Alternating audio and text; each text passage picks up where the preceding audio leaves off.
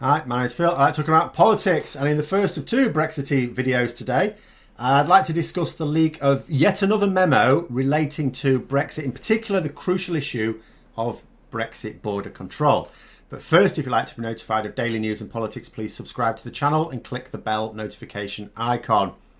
So yes, this is another one about Brexit borders. I make no apology for this one. The thing about dealing with the border issues is it's really, really important, and every time there is an update, I'll need to talk about it, and there's going to be regular updates as we get nearer the time. In a lot of industries, it's going to become apparent that everything the government's promised is not going to come true. But with the borders issue, the reason I talk about that a lot is because it's very visible. Quite a lot of the issues with Brexit, many normal citizens wouldn't necessarily notice straight away unless it's pointed out to them. The border issue, you're not going to be able to hide. If you get it wrong, you get it wrong very publicly.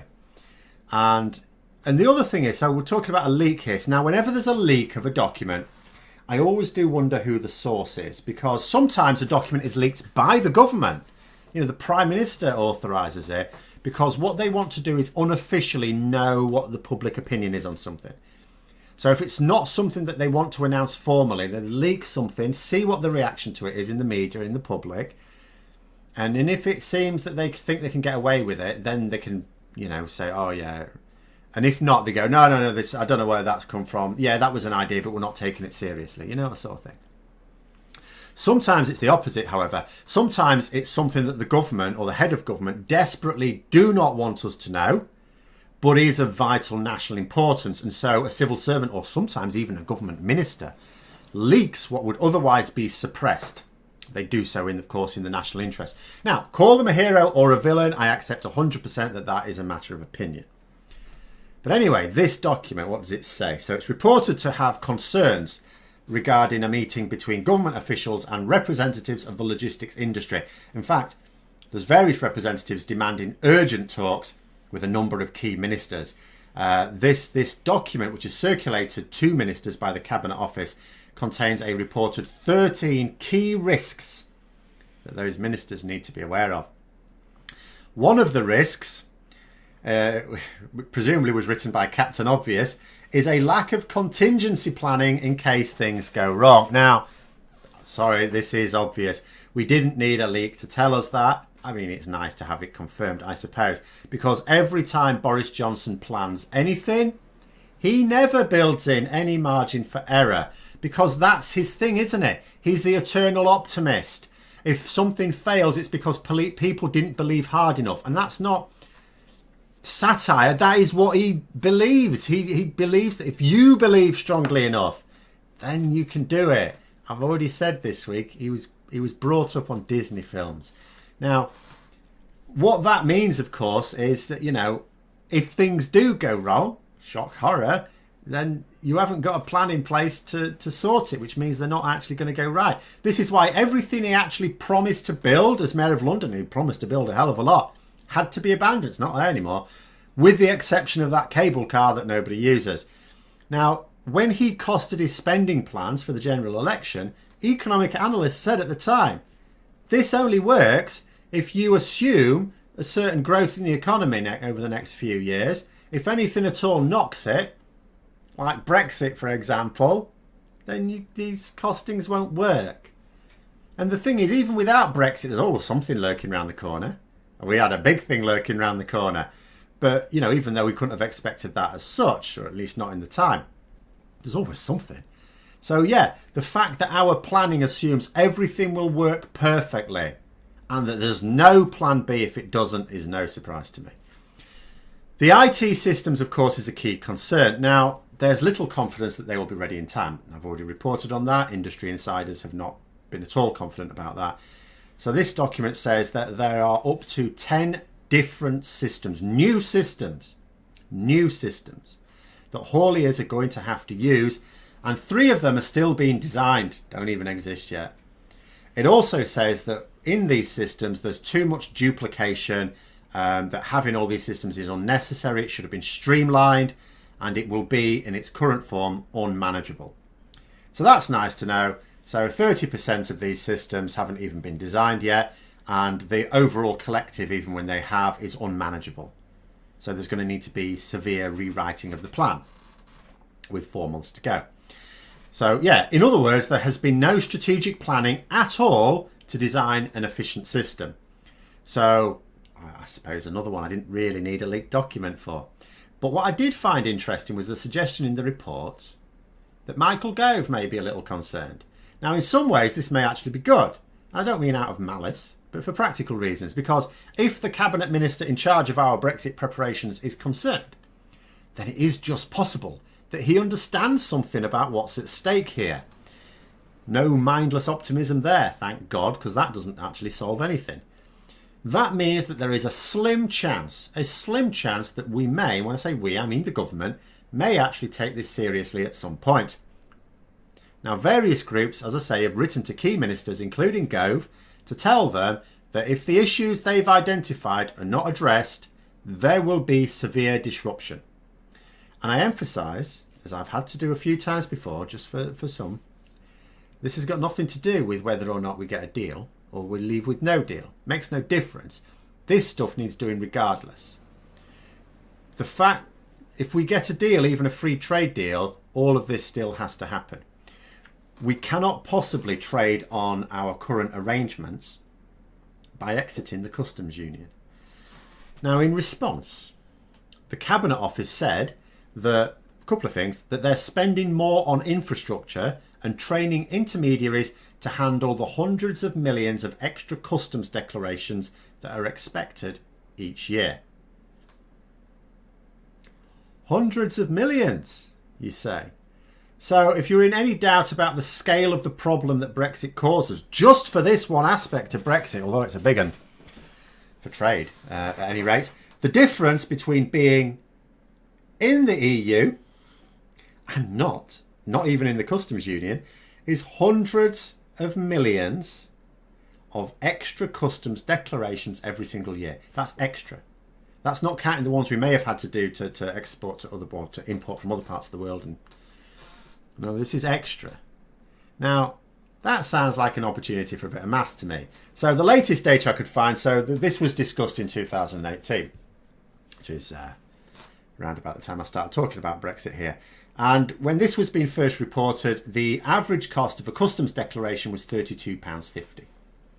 So if we would say that there would be 100 million extra customs declarations, and the average has not gone up in that time, because it could have done, then what we'd be looking at is over £3 billion worth of customs declarations costs. But it said hundreds of millions. That means more than 100 million.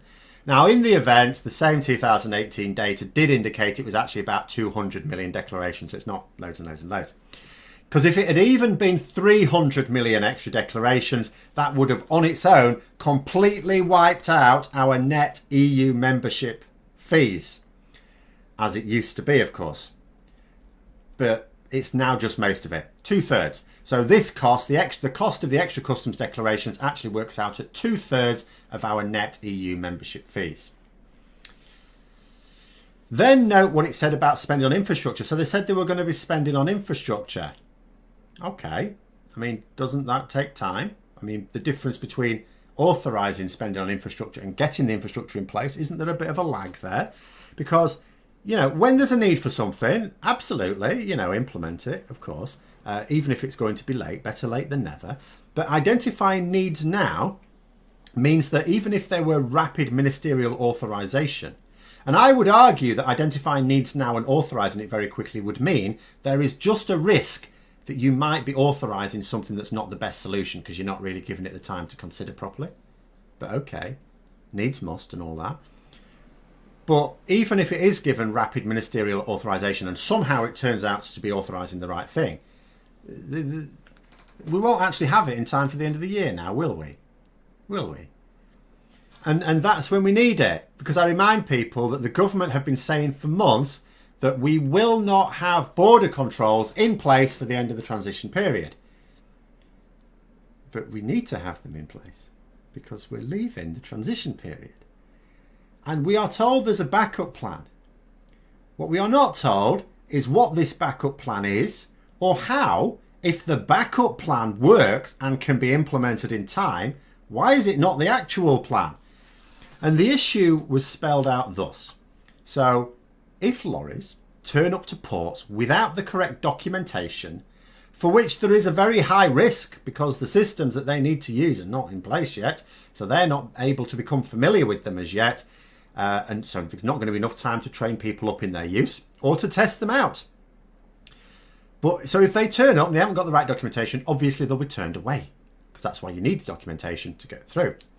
That creates jams on one side of the border, preventing the circular flow, so you jam up the whole thing. Now, this is where we end up with the forewarned problems in getting food into the country, as well as, of course, raw materials and parts for our manufacturing industry, other things as well. But the food is going to be very, very noticeable to everyone.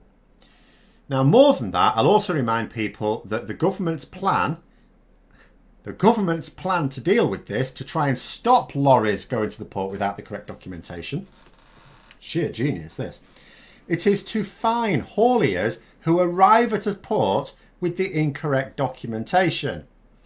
Now, here's the thing, like I said, given that the system that they need to use hasn't even been built yet, I can predict an awful lot of cases where the computer tells the haulier that they have the green light to proceed, but that the port authorities are not told this by the computer.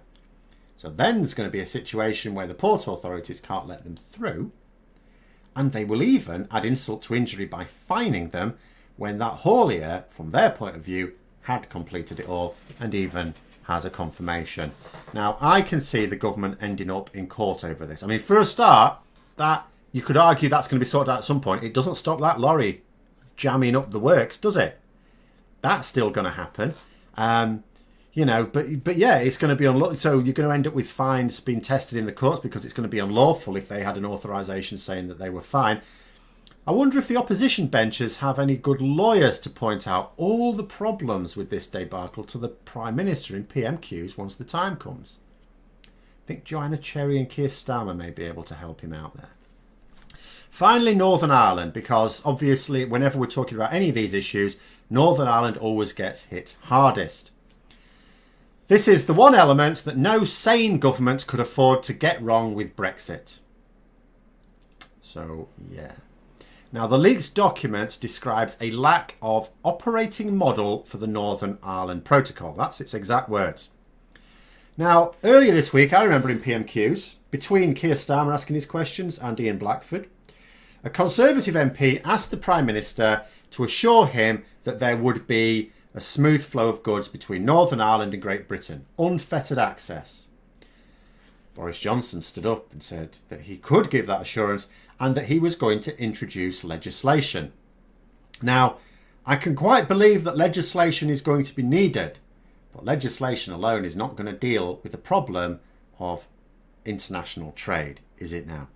And here's the thing, this document, circulated by the Cabinet Office, this isn't a document produced by the logistics industry, circulated by the Cabinet Office. This is what the government are saying. They don't actually have a plan to implement trade between Northern Ireland and Great Britain. That's what lack of operating model in Northern Ireland Protocol means. So, in summary, the government have tried to implement too many systems. It's all unwieldy and bolt-ons, which is resulting, of course, in crossovers and duplication. Some of the key systems don't even exist yet. Aspects of the plan are completely unmanageable. Completely unmanageable means will not work at all, just for the avoidance of doubt there. And there is no working plan for implementing the legally binding Northern Ireland Protocol. Oh, and Michael Gove may be worried, which is actually the best news in this whole story, because that might at least mean the government do something and realise that they can't just blag their way out of this one. And that isn't even the only Brexit-related cock-up to be reported this week. The next one's later on today.